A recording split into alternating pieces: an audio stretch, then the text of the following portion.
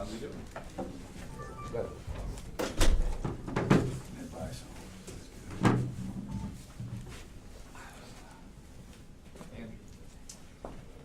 Theo, Pitson, you got a small sample size, which is 7 games, but what is he notably doing better than he had previously? Okay, his freshman year, his appreciation of having the basketball was not what it needed to be. His assist-error ratio wasn't very good. Last year as a sophomore, it was really good, and I think he's continued to add on to that. He is a playmaker. He sees things that a lot of other guys don't see. Sometimes he doesn't see the defensive player too, but I think that that's continued to grow. I think he's more active on the backboards than he was when he came in as a freshman. His shot has gotten better, even though, you know, we have such a small sample of what it is this year. I was trying to see here. He's 3 for 10 from three-point line. During practice, he'll make more than 30% of the threes. So I've seen a continual growth in him in a lot of different ways. Boy, how did Isaiah make it out of practice yesterday? What's your hope and expectation? We didn't practice yesterday. So it's what I said on Monday at the radio show is he'll practice today, and we'll see how he goes, how he does things in practice from a playing standpoint, how successful he is. And then we got to see what he feels like afterwards and what his recovery's like. And so he'll do probably half of practice today. We'll switch him, and he'll have a substitute, or he'll be a substitute for somebody else, and then we'll see what it's like after that. But if he makes it through and has his play up to a level that he can do some things, you know, then it's a medical decision. But if he can't do that, it's not even a medical decision. But it'll be after practice, and maybe even tomorrow morning, see how he feels. You know, hamstrings are something that we try not to mess with a whole lot. Coach, the amount of time you guys have had off, what are some of the lessons that you took away from Thursday's game, and now you've had some time to rest before tomorrow? Well, it's been unusual, you know, and part of it's been driven by the injury to Isaiah, and part of it's been driven by the fact we've kept Kennedy out of practice, and so it's been more rest, and you used the correct terminology there. We gave them Friday off. The game was Thursday night. We gave them Friday off, brought them in Saturday. Looked at clips from the Duke game, tried to show them some things that we did okay, and showed them a lot of things that we didn't do okay, and tried to get them to focus on that and try to get better, let them shoot, and then let them go. And then we came back Sunday and tried to have a really good practice. Didn't have Kennedy or Isaiah, either one at practice. And then I gave them yesterday off again. It was more designed to try to be the correct program for Isaiah than anything else. And then we'll practice today. So it's been more rest than anything.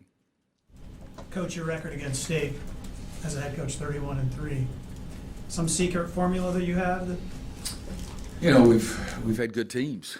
That's the secret right there. I mean, I get enthused to play them, but I get enthused to play a lot of people, and we don't do as well. But the game here, I was really had a great deal of respect for their team. I just watched them beat Virginia Tech easily after Virginia Tech had beaten Duke, and everything went our way early. And then Dennis getting in foul trouble was a huge part of it. And you know, since then they've been a widely different team. I mean, they beat Duke at Duke, opposite of us. It was about the same kind of game, give or take. And then they make every play down the stretch, and we were over there and didn't make every play down the stretch. And the couple of games they've really struggled. So it's hard to gauge. I'm sure Mark feels like it's like a lot harder to gauge than I do.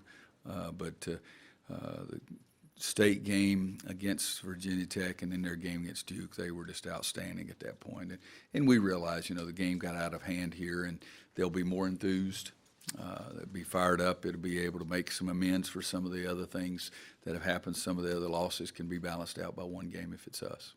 You can remember when they competed at a national level, Mm-hmm. you know, back in the 80s, winning a national title, and winning the ACC championship in '87. What's different about the rivalry between UNC and State when they're up there and playing well and are good? Well, it's just another one of those. I mean, I was here when I first came back as an assistant coach.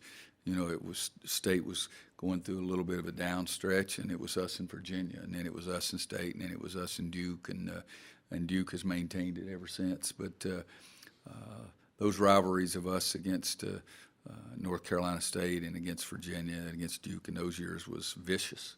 And again, I don't try to figure out what the other team's problems are and what they're try to solve them for them. I got enough problems of my own kind of thing. But those were great rivalries during those time periods, yeah. I know you get really fired up to play those guys, but, I mean, is it a little less fun when they're not quite as good and it's so easy for you? I'm not saying it's easy, guys. They've beaten us. I mean, it's. I don't care. If anybody beats me once, I remember that. But that's not going to help us one bit going in there tomorrow night. And if anything, it makes them more enthused. And so I guess we've got some good records against some other teams too. But I don't ever think the previous game has anything to do with the next game. It's just every game is its own little entity into itself. And if somebody else says it's been easy, then they haven't been sitting where the hell I've been sitting. Is it challenging to get the kids to understand that? Well, I think so. I think it's challenging to get anybody ready for any game, but at the same time, they have a great deal of respect for North Carolina State. I mean, they saw the Duke game, and they played the Duke game, and State finished it out, and we didn't. And I think our kids trust us. We're not going to say, gosh, guys, there's no way in the dickens that we can beat these guys. They're so much better. We don't say that about anybody. And when we are more gifted than other people, I tell them we're more gifted. But no, I don't think our guys. No, I assure you, they're not taking North Carolina State lightly. Period. The end. You don't believe in the rock bottom theory, Rory? The game right after a team loses at 30 by 30, like at Wake Forest. I don't know. People don't remember it, but I do. I was coaching at Kansas. We lost 8 straight games. We hit the bottom after 1, 2, 3, 4, 5, 6, 7, and 8. And so that wasn't pleasant. I brought them in downstairs in the field house and room just like this with chairs 10 times worse than these, just little metal chairs, metal tables, concrete floor, and showed them movies, showed them Hoosiers, showed them Rocky, popcorn for them, did everything in the world we could do, and we tried it for 8 games before we finally got it straightened out. So rock bottom, you could say it was rock bottom after we played them. And then, let me see what we got here. And they played Duke, 2 or 3 weeks later and beat the dickens out of them. Not to beat the dickens, beat anybody. You beat them, that's what it is. Saturday at Wake Forest, that you didn't say.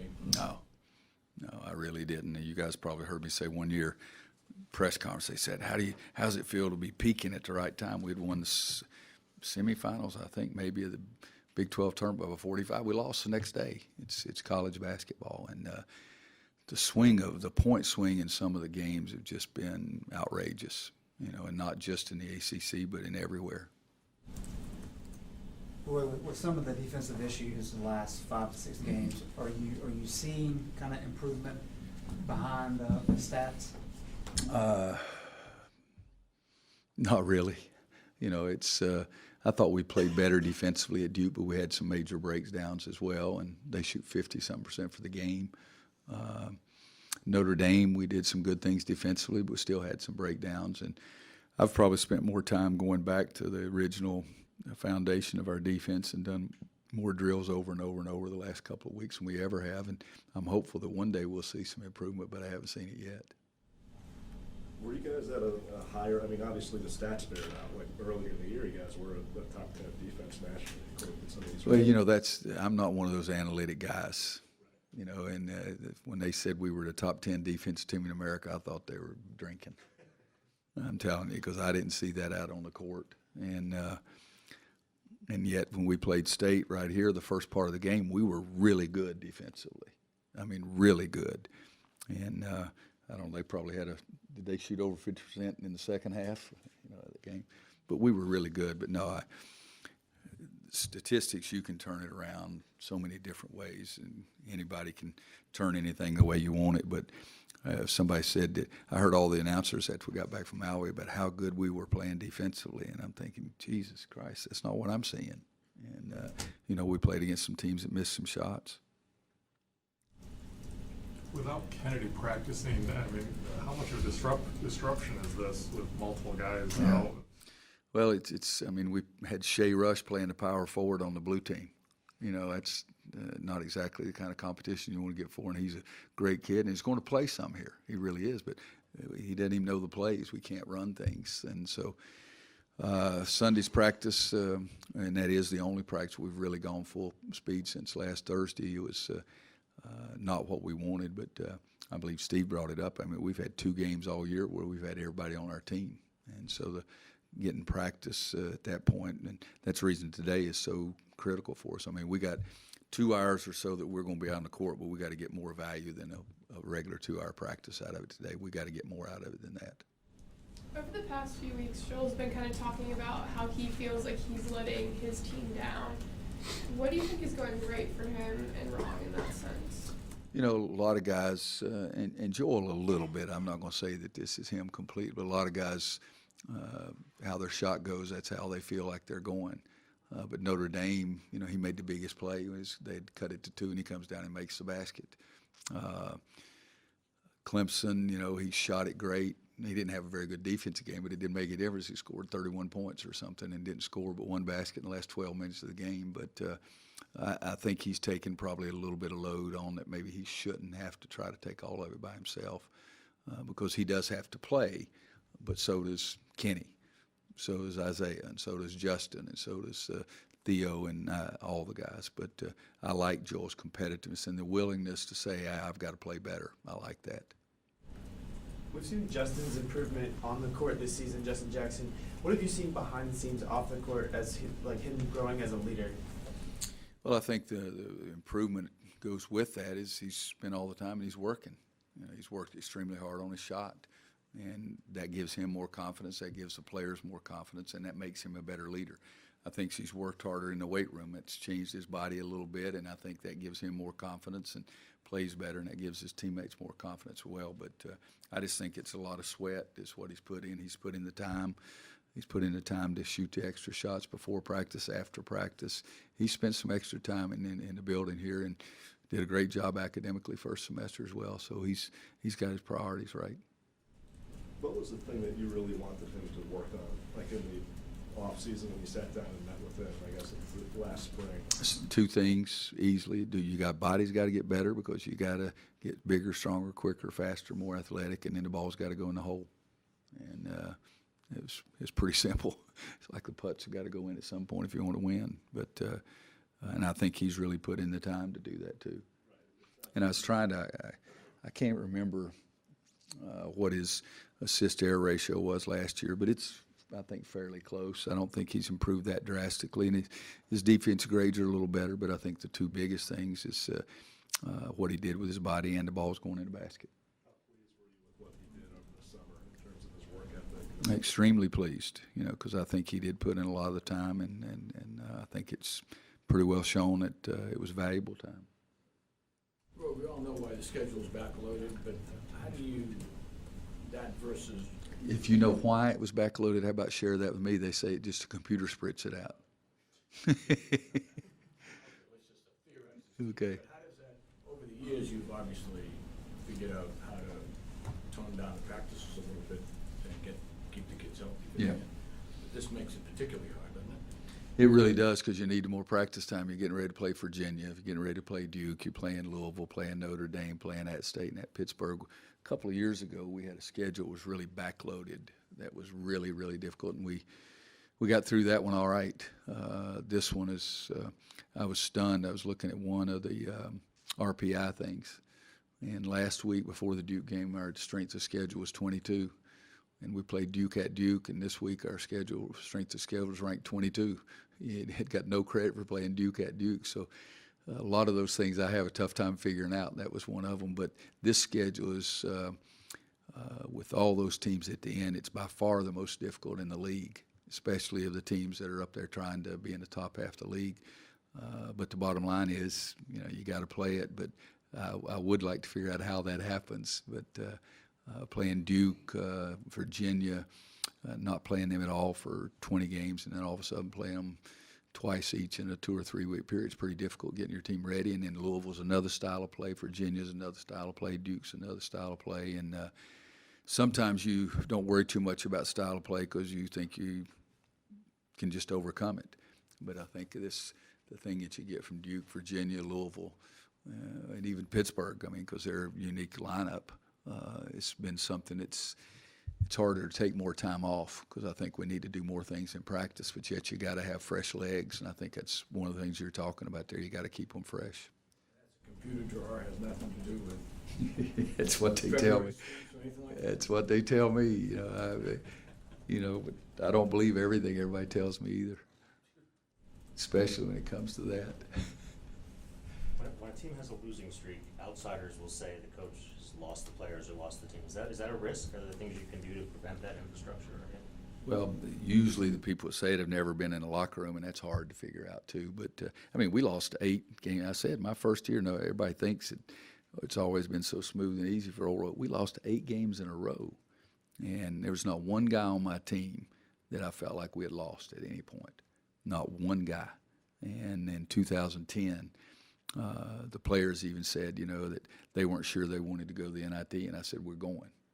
Somebody invites me to play, I'm going to go play. And they all talked about how important that was, that I still wanted to practice every day, still wanted to try to get better. I was dumb enough to think we were going to go to the ACC tournament, win the sucker, and make the NCAA tournament. But, I know through that stretch, I never thought that we lost the team. I've never been in anybody else's locker rooms to see if I approve of how they handle negative things going on or disapprove. But coaching is hard. And you know what's really hard? Is coaching and trying to win in this league. That is really hard.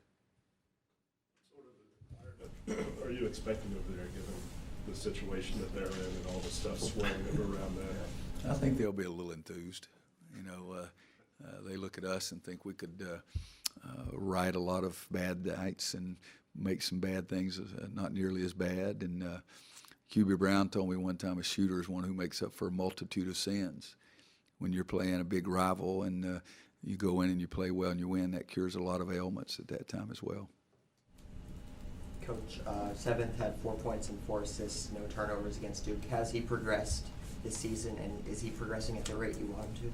He's not progressing at the rate I want him to because I wanted it more. I wanted this first game of the season, but he is getting better. And finally, his body is getting healthy. He went through end of January or the end of December with, on a scale of 1 to 10, his body felt like a 6. So he's gotten it up to 8 now. And we're still doing some things with him in the trainer's room every day to try to get him completely healthy. But he had a good 8 minutes there in Durham the other night. He really did. Anybody else?